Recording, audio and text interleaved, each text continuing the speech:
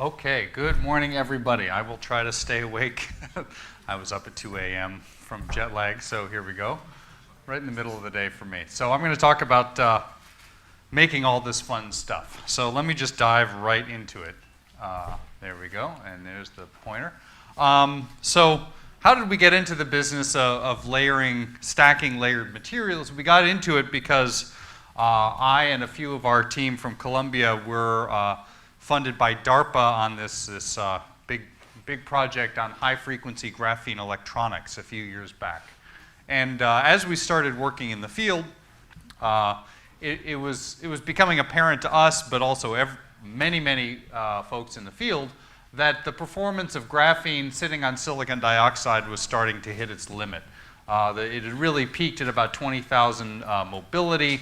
It was understood that there was a lot of disorder in the samples, and in retrospect, it's really amazing. I guess it's a testament to the very interesting properties of the Dirac fermions in graphene that you could see things like quantum Hall effect in these samples with such an enormous disorder potential. So there were some efforts to clean this up, first by making suspended graphene, so you could get very high mobility in this case. You could see fractional quantum Hall effect. But this is not, this is a rather limited geometry. You can only get to a narrow range of carrier densities, and you can't make a useful field effect transistor. So this is just some more information, or more of the evidence for kind of substrate problems. There was a few studies using scanning SET and other techniques to look at the electron hole puddles, real quantification of the role of disorder in scattering, and then looking at the roughness of the substrate, and also things like hysteresis, which are determined by filling of charge traps in the oxide. So silicon dioxide is a really lousy substrate to use, and that's why the semiconductor industry doesn't build transistors on a surface of a wafer. It's always on the bottom floor of a large stack of materials in a buried interface where everything is kept very clean. Okay, so how did we start looking at other things? So it turned out that we actually had a project going a few years back. This was published in 2010, looking at friction in graphene. This is led by my postdoc, Chang-gu Lee, who's in SKKU in Korea now. And he started looking at friction in graphene and noticed, actually he had a high school student working with him who noticed this for the first time, that if you looked at the top topology signal and the friction signal in an AFM trace, that the color schemes were always inverted, which meant that the friction is higher in very thin layers of graphene and lower as you go toward the bulk.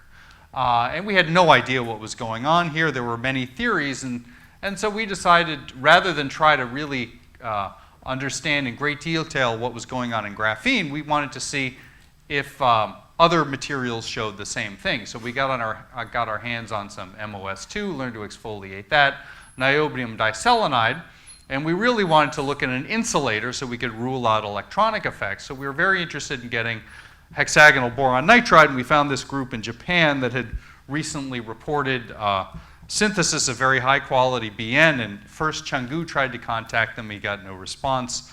Then I tried to contact them and I got no response, and then finally I had Philip Kim contact them and we got a response, so that was good. So persistence for those of you in the audience, and use every connection you've got. So we got some very nice samples, and we showed kind of the same trends in all these materials, but it meant we had a bunch of very nice high quality HBN sitting around. And so when we started to think about these substrates, it was not all that, not that much of a mental jump to say, let's learn how to put, what did I just do? I pressed something. Right? Let's learn how to put this on this. In fact, we've been doing these kinds of transfer techniques using carbon nanotubes anyway. This was pioneered by John Rogers and other people. So again, all of these techniques were kind of floating out there. And so we said, let's try to put graphene on boron nitride and see what happens. Corey Dean, who was a postdoc at the time with me and Ken Shepard, led a team that developed this pretty simple technique It went through a few iterations, but the basic technique was to exfoliate, in this case, graphene onto the top of a polymer, peel that polymer off of a wafer, and as we and others have discovered, keeping it dry made the sample much higher quality, and then inverting that polymer with the graphene face down on a microscope slide and positioning it using a micromanipulator on top of another piece of on top of a piece of boron nitride that was exfoliated on another wafer and making a nice stack. And so here was some of the first samples made this way, graphene on one wafer, BN on another wafer, and now we have the two stacked on top of each other and devices made here. And it proved to be very useful to fabricate devices both on and off the BN. The first devices weren't the greatest quality, but we could see a large difference in quality between the samples on SiO2 and on the BN. So it impelled us forward and gave us hope. So after a while, we got very good at this. The team did. We could make very, very flat samples. And we could look at the low bias electrical transport properties. And right away, you could see that in these samples, if you have a peak like this in the resistivity on SiO2, exactly the same flake on BN shows a much narrower direct peak, much lower resistivity at high carrier density, and much lower intrinsic doping. So it was really a much, much better sample. This was kind of confirmed in a direct way by Brian Lee Roy's group using STM, and they did a very nice study to look at the potential disorder on SiO2 and on BN. It's a much, much lower disorder system. So if you look at things like the quantum Hall effect on SiO2, you see kind of the normal sequence of 2, 6, 10. And on BN, in most samples, you see the breaking of that symmetry, so you see all of the integer states. And in fact, if you go to high magnetic field, in the cleanest samples, you can see lots and lots of fractions. So whereas in the first suspended samples, only the low fractions were seen because you could only get to rather low carrier density, here we can sweep a much wider range of carrier density and really study a whole family of fractional states. So I was thinking about trying to review all of the things that kind of came out of this beautiful system. It turns out that that's too hard to do. There have been lots of wonderful studies. We heard a lot about a lot of the work from Manchester. There's been some very nice work out of MIT and other places as well. So we can all read through these very quickly. These are just all of the kind of high-impact journal papers that came out using this technique, using the boron nitride substrates in the last couple of years. So page 1, page 2, it's been a very fruitful area. In fact, there's been a major beneficiary of all this activity, which is the Japanese group that makes the samples. It's the easiest way to kind of keep track of the field. So this was their, I grabbed this from Web of Science database. This was their kind of published items, and up until 2010, they were doing a few 5 to 10 papers per year, and then bam, up it shot to 25 or 30 papers per year, and all kinds of citations and everything like that. So that it pays to be a maker of very, very good samples. They are mostly cited scientists in NIMS now, I think. There we go, right. Okay. So I'm just going to tell you a little bit. We heard about it yesterday, so I will skip over most of it, but about our kind of parallel work with Manchester and MIT on this really fun Hofstadter butterfly story. And again, this goes back to actually a PhysRev B from 1976 by Hofstadter. This was his PhD thesis. He published it as a single author paper because his advisor Waals didn't like it and didn't want his name associated with it. It's actually a wonderful paper to read, not written like you've ever read, like any other PhysRev B paper is written. It's very conversational and takes lots of mental leaps, but it's very, very interesting. So Hofstadter first proposed this kind of fractal structure to the energy states. This is this butterfly. In fact, it was a fractal before the word fractal was around. But an interesting thing is that Waals finally realized that this was kind of an interesting thing. And whereas if you look at, say, the density of states in a magnetic field. So this is density of states in a color plot versus energy, and essentially this is kind of 1 over magnetic field, flux through a unit cell. You get a rather complicated structure, but if you actually think about filling, if you think about charge density rather than energy, all of these complicated structures kind of straighten out, and what you get is a series of quantum Hall states that actually, instead of following a simple equation where you're just looking at the filling fraction, have an extra quantum number t here. Otherwise, so you have 2 topological invariants instead of 1. So kind of the physical observables you're looking for in this system are a non-monotonic variation in r, x, y. So the idea is that instead of just having the quantization proportional to the filling fraction, you can go up and down in funny ways, but you still quantize. And again, you have minima in rxx, but not at integer filling fractions. So you kind of break that association between the quantum Hall resistivity and the filling fraction. The problem with observing this, when you have the competition between kind of 2 length scales in the problem, you have a magnetic length and you have this superlattice length, is that you really want, getting to the right length scale is tricky. So the original paper actually was thinking about what happens with the atomic lattice as a periodic potential. But if you look at the magnetic fields you need to get to observe these types of effects there, it's thousands of Tesla. So that's not going to be very useful. On the other hand, much of the work that was done to look for this butterfly effect was done in artificial superlattices that had unit cells around 100 nanometers. These certainly can be made, but the problem is actually the field in that case is too low. It gives you too low an energy scale, and it's very hard to observe because of any small disorder will disrupt these states. So the sweet spot is actually right where we all happen to end up, which was to make unit cells between, of around 15 nanometers or so. That gets you the maximum achievable magnetic field, so you get a robust system. So again, this appeared in these graphene boron nitride superlattices. We were, let me see if I have that here. Yeah. So again, this has been observed by Brian Lee Roy's group and others in STM. So this was clearly a very interesting system. And we found them kind of randomly in bilayer graphene. As Andre mentioned yesterday, the smart way to do this is actually look at the crystal orientations of graphene and BN and try to align them on purpose. We were not smart enough to think of that, or we didn't believe that somehow it seemed too easy. So our first devices were made actually just by random. We made enough devices. Randomly, we found devices with these extra superlattice peaks. Actually, for many months, we thought they were something wrong with the samples. It was something wrong with our brains instead, but oh well.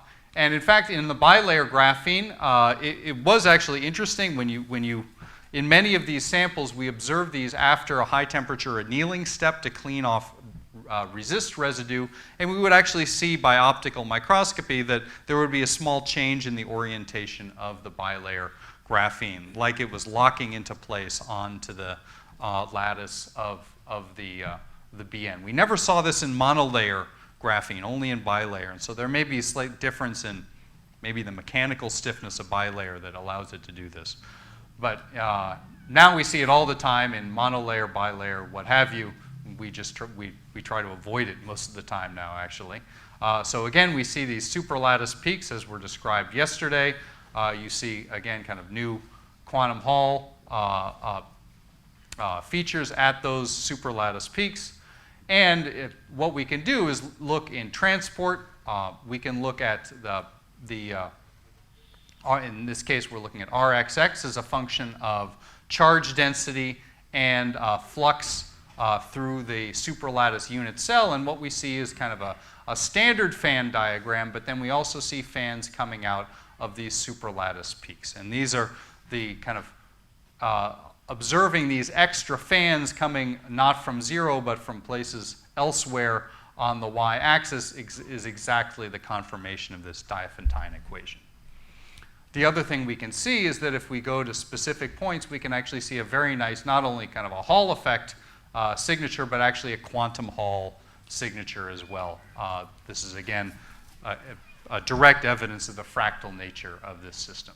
Okay, so that's my very short description of that physics. We heard a lot more of it yesterday. Just wanted to point out a couple of those other things. What about technology? So how does it help to put graphene on BN for technology? It turns out it's equally important in that realm, we think. Again, we were starting to look at this whole system because we were trying to make high-performance graphene FETs. And there were a whole series of papers on high-performance, high-frequency FETs out of graphene just on silicon dioxide. But one might notice these were all published in Nature and journals like that and not in engineering journals. And that's a red flag for certain electrical engineering types. And in fact, there was a big problem with all these devices. When you scaled, when you tried to get to very high frequency by scaling the devices down, the actual DC performance really turned terrible. So you got very low transconductance, you had no saturation, and the saturation especially gives you a very bad value of this parameter RO, which directly reduces by a great amount the frequency of unity power gain, which is really the more important parameter. So there were lots of discussions of high FT, high frequency of unity current gain, and this issue was not discussed as much. But the Fmax values in these devices were horrible. And the reason for all this was uncovered by my collaborator Ken Shepard and his group. And it's because in Oxide you have mobile traps. So if you make DC measurements, you get something that barely looks like a transistor anymore when it's deeply scaled. But if you do a pulsed measurement, if you pulse the signal to the gate faster than the traps can move, then you recover a reasonable DC performance again. So this is just mobile traps in the Oxide. When we now make devices on boron nitride, we do not have those mobile traps anymore. We see very nice saturation. It's not perfect as in a semiconductor, but for a zero-gap material, it's not so bad. We can, in these devices, as a half-micron device, we can see FT and Fmax values that are very, very close to each other. So we don't have this pathological problem anymore. We think by scaling to even shorter, and that we're still working on it with pennies we've scraped together, that we can get up to 200 gigahertz or more if we really push the scaling. Whether this is ever going to beat silicon is still another matter. So I just wanted to kind of review some other work we've done in using boron nitride as a substrate for anything we can think of, more or less. So in this case, we've used BN as a top gate dielectric for a single crystal of rubrene. In this case, we have a kind of a funky device where we have a single crystal of rubrene. We print down graphene electrodes, put boron nitride on the top, and then take a piece of graphite and transfer it on the top of the BN. And so we have kind of source drain and gate electrodes that are made of graphene and the gate dielectric that's made out of BN. And what we see is if we build this device, if we use the back gate, we get a mobility less than 1. So we get lots of scattering at this interface between the rubrene and the oxide. But if we do a top gate measurement, now we're looking at transport along the top interface, and we get a mobility of about 10, which is exactly what you see in the same types of devices when you have an air gap dielectric, which is about the best you can do, except for one paper that nobody believes except for the referees of this paper that we're trying to get published. But anyway, I'm sorry? Yeah, I don't, we all know how this works. So some you win some, you lose some. But these are very nice, very high performance organic FETs. We are, of course, looking at molybdenum disulfide FETs on BN as well. So kind of 3 types of devices. If we just look at a device on oxide, we can make a moly disulfide transistor just with a BN backgate, and then we can further put in graphene underneath the BN as a local backgate instead of using the silicon as a backgate. And what we see is if we go from oxide to BN with the same flake, we can get an increase in performance. This is just a gate voltage sweep. And when we use a local backgate, we can reduce the threshold voltage. We can just reduce the operating voltage. The other thing we do is completely eliminate hysteresis. So it's again showing us that there are very few charge traps in between. If we stack, say, graphene and BN and moly disulfide, all the traps are in the oxide, not in our wonderful 2D materials. So that's kind of a nice thing. We see some scaling. This is two-probe field effect mobility, so we still have lots of issues with contacts here. But we see an improvement in mobility of samples of different number of layers on BN, regardless of whether we have the graphene backgate or not. The one nice thing about these devices is that because they're made of all of these 2D materials that are very mechanically robust, they're extremely flexible, so we can put one on. This is the kind of the obligatory gloved hand holding our bendable substrate there. And here we're bending this substrate to strain our device by 1.5%. And up to that point, we see no degradation in mobility at all. After that, we break the metal contacts. The device itself is still fine. The other thing we've demonstrated and published this year is a charge trapping memory. So I think this is very similar to what Andras talked about yesterday. So I think I will skip over it. But the same idea is that you use the moly disulfide as a semiconducting channel. You throw some graphene underneath as a charge trapping layer. And in this case, we're of course using BN as the dielectric, but otherwise is basically the same thing. You have this nice hysteresis where you can use to trap charge, and we get very nice retention and a very large difference between on and off states. Okay, so I will come back to the graphene on BN story or the everything else on BN story, but I'm going to take a little detour now to talk about making some other layered heterostructures by the same technique. So I'm going to talk about two things. One is stacking moly disulfide on itself, and the second is stacking moly disulfide on tungsten diselenide. Okay, so in this case, in the first case, what we're interested in is this direct to indirect transition in moly disulfide. And this gives you this enormous increase in photoluminescence that Tony Hines' group and Feng Wang's group reported in 2010. And so we were interested in understanding what you need for this indirect gap to appear. Could we stack monolayers of moly disulfide, and by luck, if we stack them off when they're rotated versus each other, might we be able to make an artificial direct gap material? That was kind of the naive hope.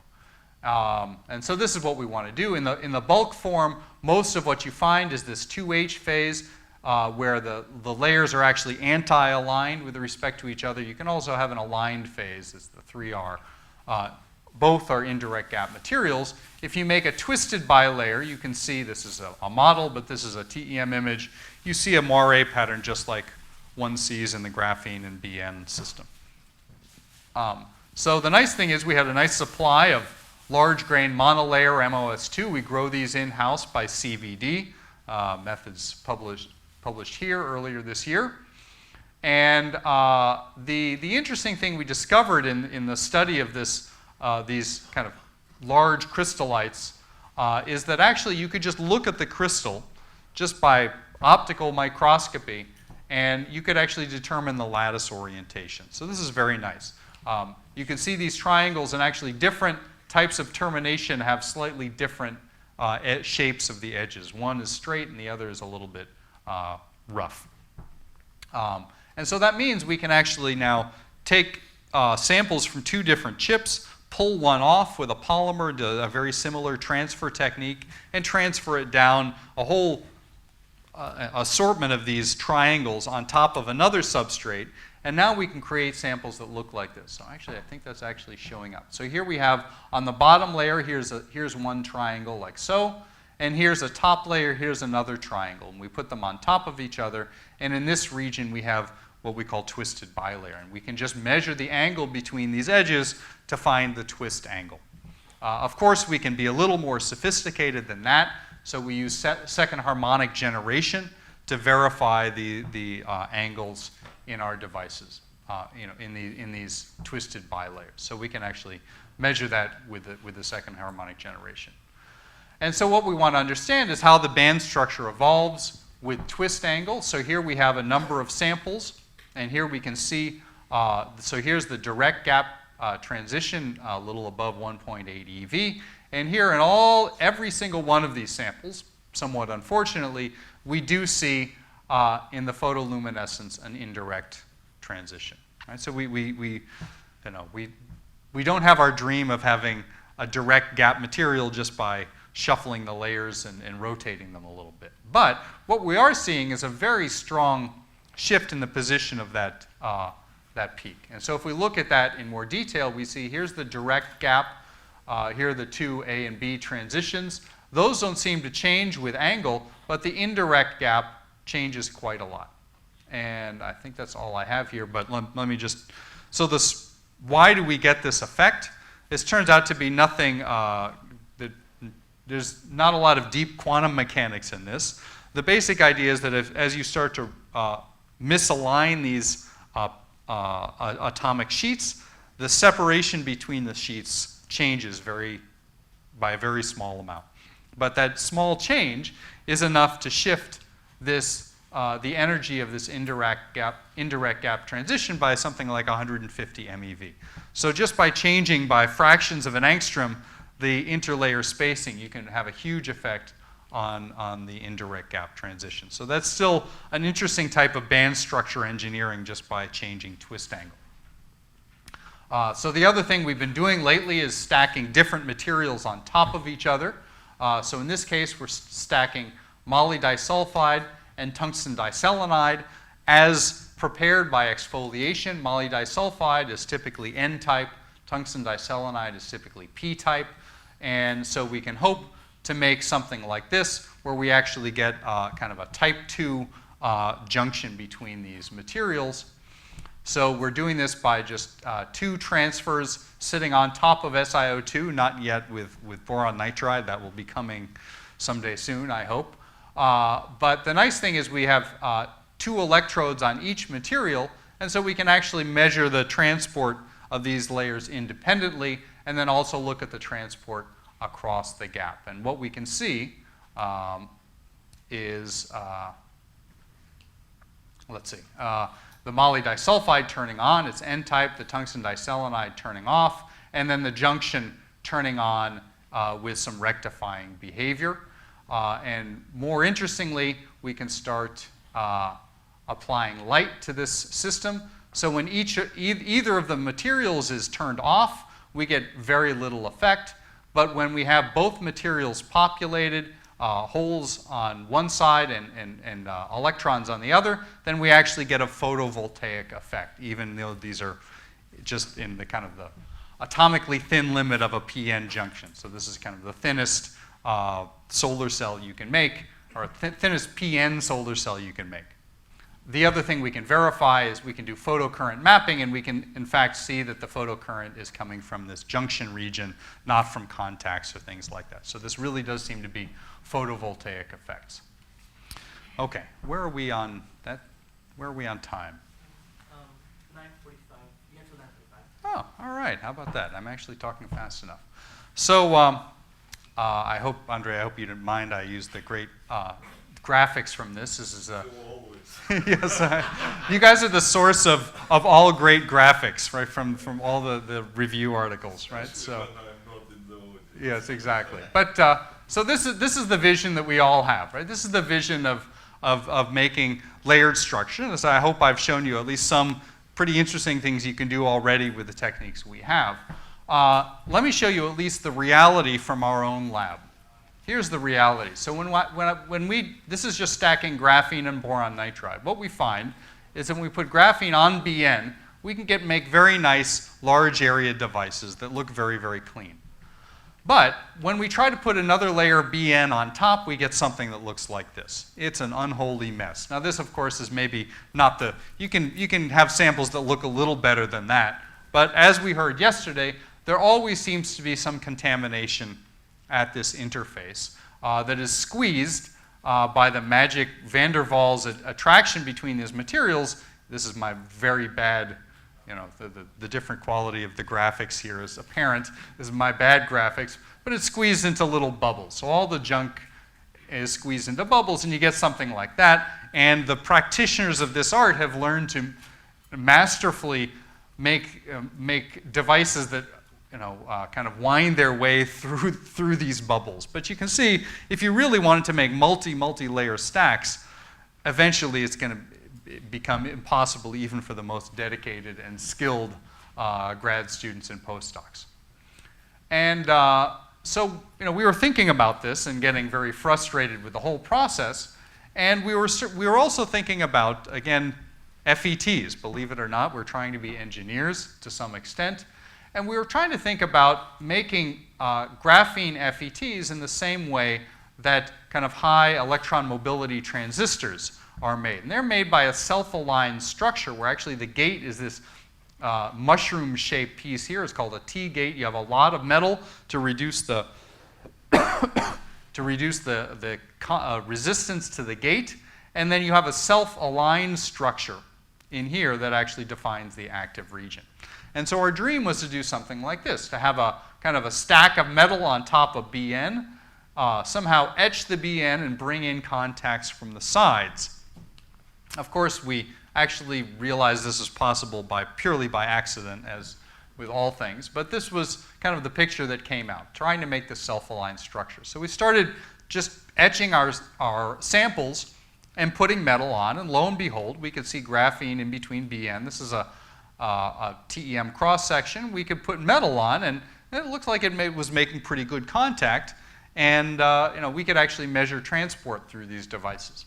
But the interfacial quality was still not that good. This was done by kind of layer-by-layer transfer with polymers, and you know, it's not that bad. I mean, we're looking at individual atomic planes here, but it's still not perfect.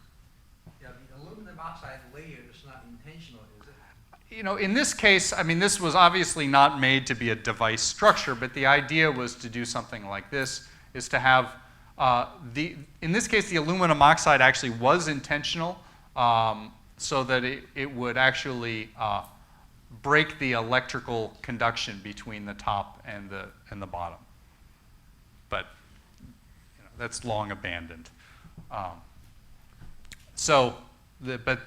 kind of the interesting thing was to make us think, wow, these are still a little bit dirty, right? So my student Lei Wang, a master's graduate of NUS, by the way, so a fine product. Keep sending more. He's a wizard in the lab. He came up by kind of just observing what was happening when he was trying to do these transfers anyway. Sometimes he would transfer graphene onto BN or BN onto graphene, and it would lift it up rather than leaving it on the substrate. He realized you could actually use this to one's own advantage. And he developed a new technique, which we call van der Waals Assembly, for lack of a better term. And the idea here is that we start with the top layer of BN and build everything upside down from there. So we put BN on a layer of PDMS elastomer with a little bit of a polymer as a release layer. And we put that down onto graphene or whatever else we want to pick up, put it down, heat it up to the right temperature, and peel it off. And it takes the graphene with it. So there's the graphene peeling off the BN. And now we can do this over and over again, however many times we want to do. And at the end, we put it down on another piece of BN.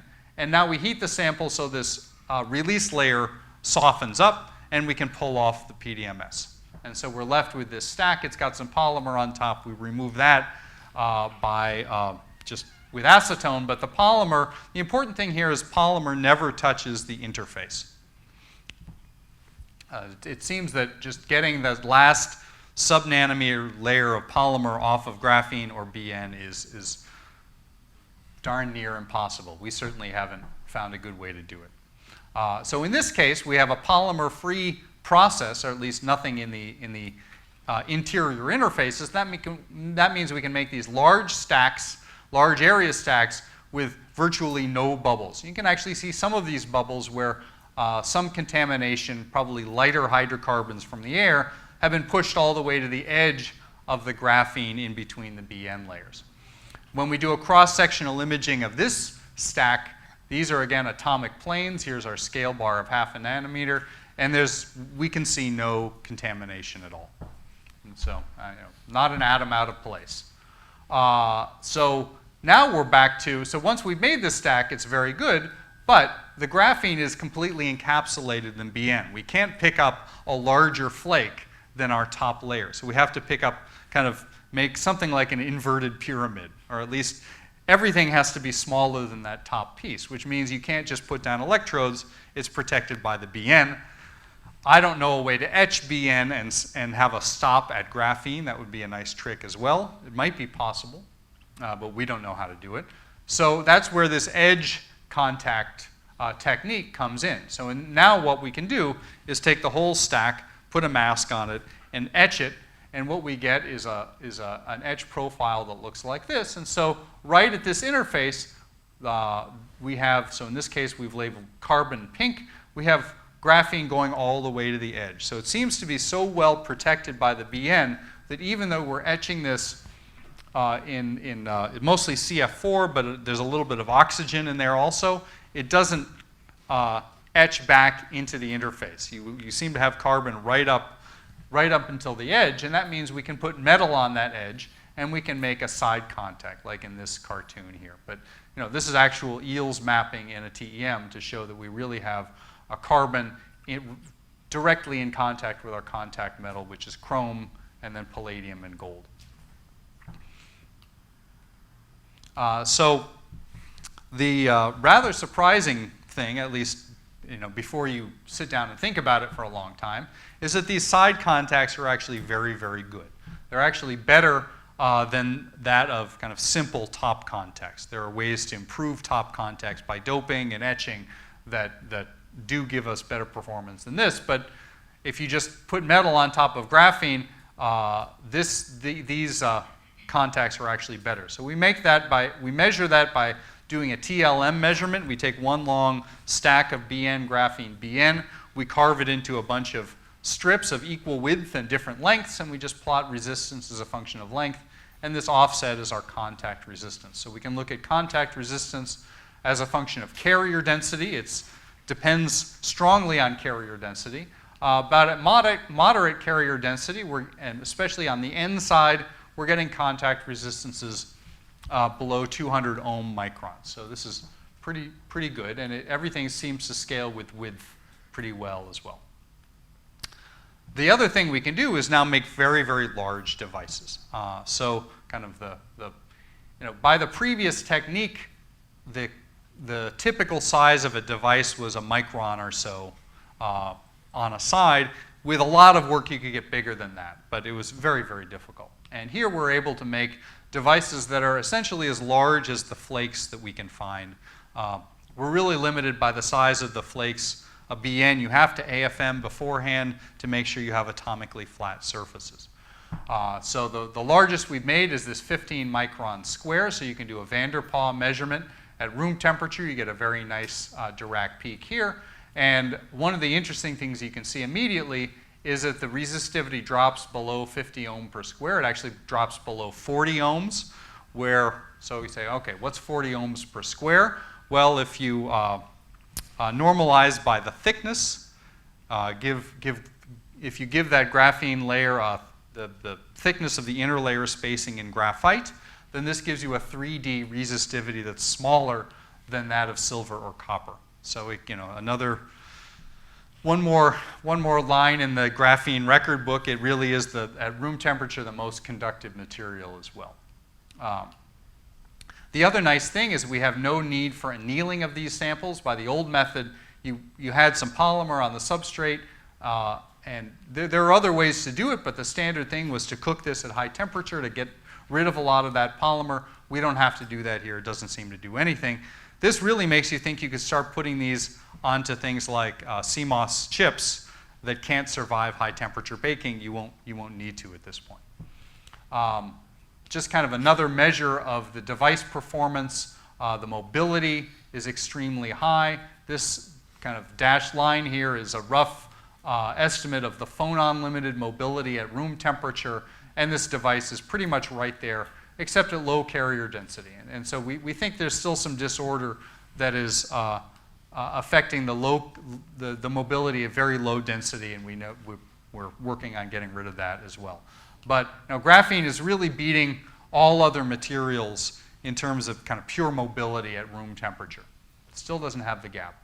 At low temperature, we get equally interesting things going on. You can measure nice negative resistance, which of course is not really negative. It's just a sign that you have ballistic transport. And so I think the best measure of the performance of the graphene in this case is to look at the mean free path. So at room temperature, at most densities, across a wide density range, we have a mean free path of about a micron, phonon limited. As we start cooling down, we start increasing the mean free path. And right about when the mean free path hits the size of the sample, we start getting nonsense data, which is just showing again that we have ballistic transport.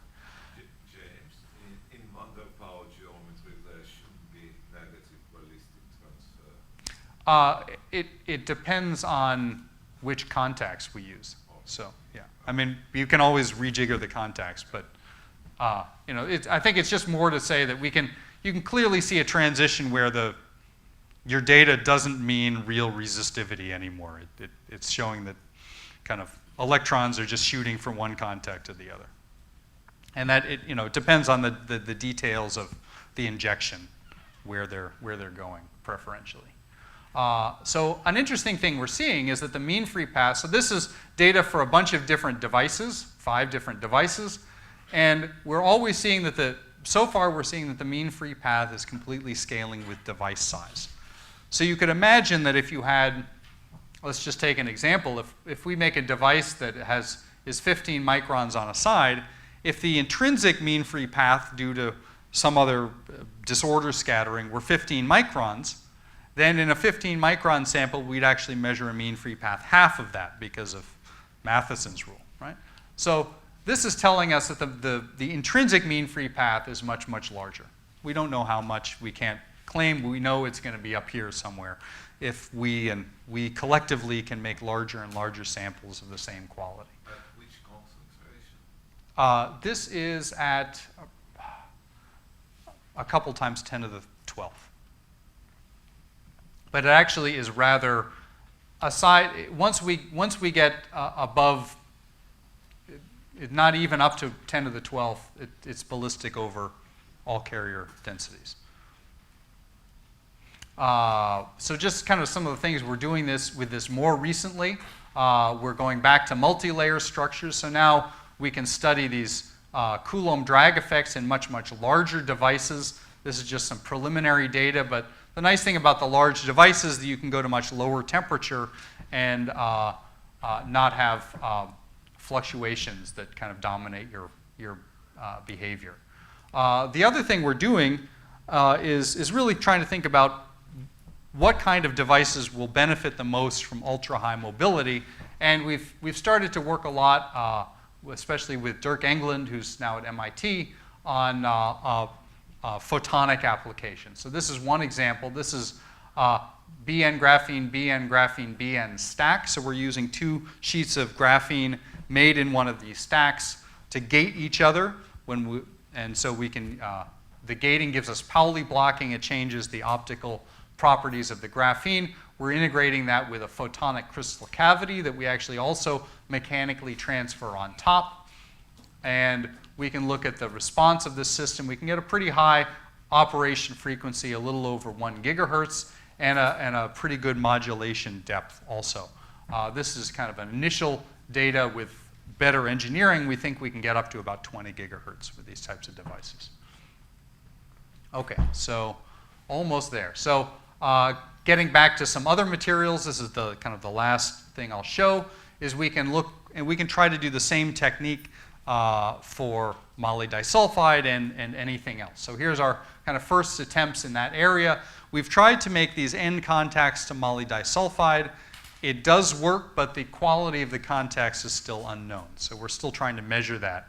But as a kind of an intermediate, we can use graphene to bridge between metal and moly disulfide.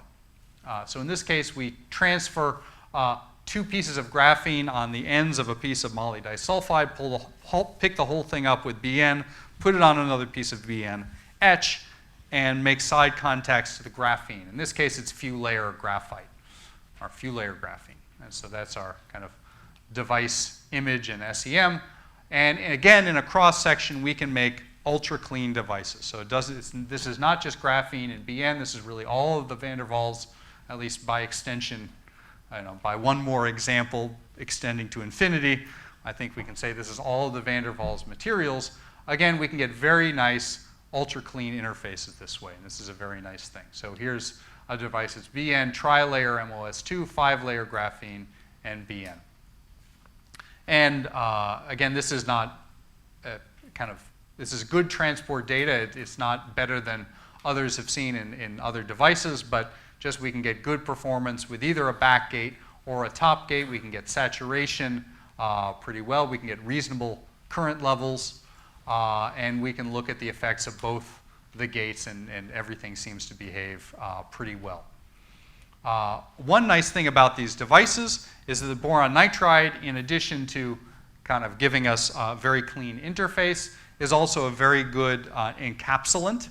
And so if we look at a device that's open, if I just make a MOS2 FET, if I just measure this over time, if we let it sit in a drawer for 2 months, we can see a change in the mobility of the device. This may be changes in doping. I don't really know, but clearly there's some long-term drift going on. We've tried encapsulation in hafnium oxide, and we see the same effects. So the hafnium oxide is porous enough that you can still have environmental effects. In this device, after 2 months, we see no change at all that we can measure. So this really does seem to be a very nice material for completely encapsulating devices. This allows us to think about looking at air-sensitive materials and all kinds of other things. So with that, I think I'll actually be on time. Just mention again the major contributors are STAR from NUS and great postdocs, Guanhyun Lee, who's moving to Yonsei University soon, R.N. van der Zand, who's on the job market, and our great collaborator has been Corey Dean, who's now at City College and the Shepherd Group, and again, all the great people in Philip Kim's group. So thank you for your attention.